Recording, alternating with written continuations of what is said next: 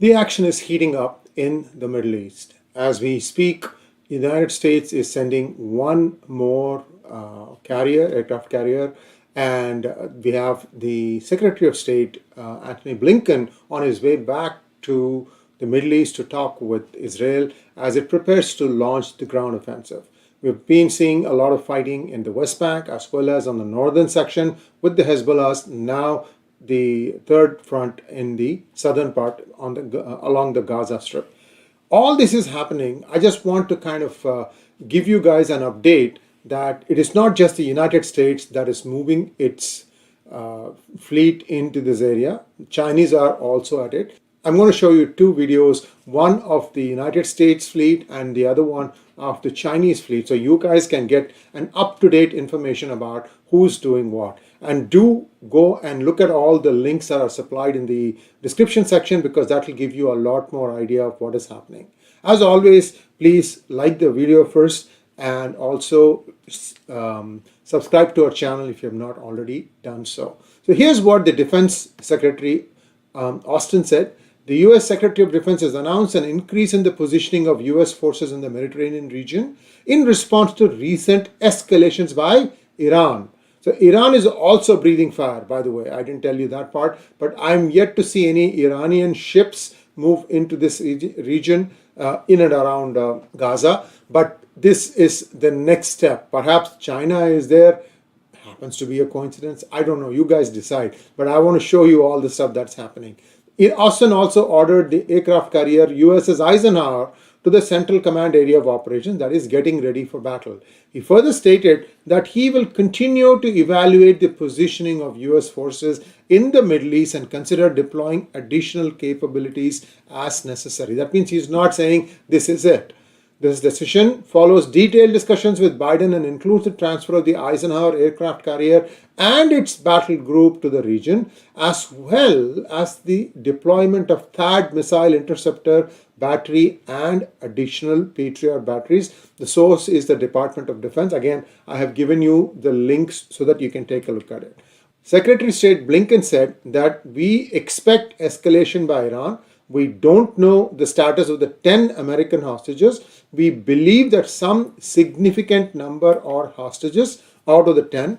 The US will not hesitate to take military action if the conflict expands. There is a possibility of escalation of conflict in the Middle East due to the actions of Iran's agents. We expect a likelihood of escalation by Iran and its proxies against Israel. We advise any country or group that wants to expand or benefit from the conflict not to do so. We are concerned about the possibility of the spread of diseases in the Gaza Strip due to the use of polluted water. By the way, aid is going in, but in a very limited way. Secretary of State Blinken continues to say, I thank the government of Qatar for playing a very important role in the release of 2 American hostages. We reserve the right to self-defense and will not hesitate to take appropriate action to protect our forces. We open a Pandora's box for other aggressors around the world if Congress does not pass Ukraine aid linked to funding for Israel and border security. Biden is trying to get $100 billion, 60 to Ukraine and 40 to Israel, but there's a problem in the Congress. They don't know who the leader of Congress is. There's a fight going on inside the Republican Party. You have to wait for some time before that settles down. It could even be Kevin McCarthy back. Maybe he'll be stronger this time. By the way, the United Kingdom Prime Minister Rishi Sunak had also met with leaders in Israel, Saudi Arabia and Egypt, and he said Hamas have already proven who they are. They must be defeated. This is a moment when humanity must defeat the scourge of terrorism and break the cycle of tragedy. Now we come to what is China up to. The Chinese Defense Ministry confirms 6 warships in the Middle East. The 44th Naval Escort Task Force, based in the region since May, conducted a joint exercise with the Omani Navy and recently embarked on a goodwill visit to Kuwait, Oman and then Kuwait. The task force is comprised of a guided missile destroyer, a frigate and an integrated supply ship. So all this is happening, and in the meantime, I don't know how many of you followed this, the Canadian government is starting to crack down on the Khalistani elements who are resident in Canada. For example, they ordered the Gurudwara to take down the poster that showed that the 3 Indian embassy officials should be eliminated. That was there in that one Gurudwara in Surrey. That has been taken down. I'm sure more and more posters of Khalistan will be taken down. In fact, it is believed that Justin Trudeau said in the floor of the parliament that some people will go to jail. I hope it's not something like what Prime Minister Modi, when he was running for Prime Minister, said, "Kuch logon ko jail jana padega." Well, 1 or 2 did go in, but we have to wait and see what this means. However, what we have to remember is there is a lot of activity going on, and I'm now going to share with you the 2 videos. First, the United States battle fleet in the area, and then the Chinese. Here we go.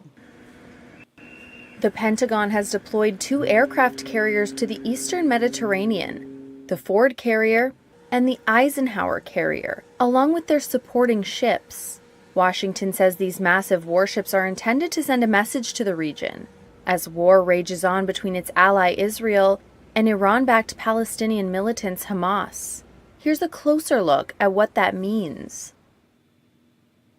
The Gerald R. Ford carrier is the U.S.'s newest aircraft carrier and the world's largest. It holds 5,000 sailors, a nuclear reactor, and an arsenal of missiles used to counter drones and aircraft. It can also hold more than 75 military aircraft, including fighter jets, and comes along with several supporting warships. The nuclear-powered Dwight Eisenhower Carrier Strike Group first carried out operations during Iraq's invasion of Kuwait. It has 5,000 sailors and can carry up to 9 squadrons of aircraft, like fighter jets, helicopters, and those capable of carrying out intelligence, surveillance, and reconnaissance operations. The carriers would bolster Washington's presence in a region that already hosts a number of U.S. military ships, planes, and troops. U.S. Secretary of State Antony Blinken said on Sunday the aircraft carriers are not meant to be a provocation but a deterrence to ensure the conflict does not expand throughout the region. Defense Secretary Lloyd Austin called them a sign of, quote, our resolve to deter any state or non-state actor seeking to escalate this war. But it might not be seen that way to others. Turkey, a long supporter of a 2-state solution, has said the ships are meant to commit, quote, serious massacres in the Gaza Strip. And Iran has already threatened significant damages to the U.S. should the war escalate. And this is the Chinese video, Chinese vessels, and I'm going to step away so you can see the entire thing.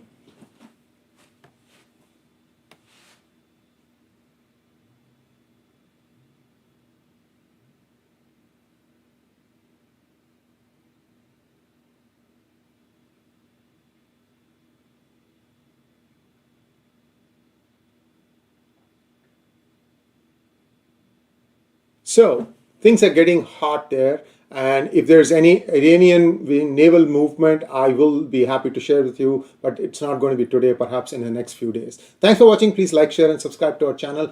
Don't forget to click on the bell button for notifications. Namaskar.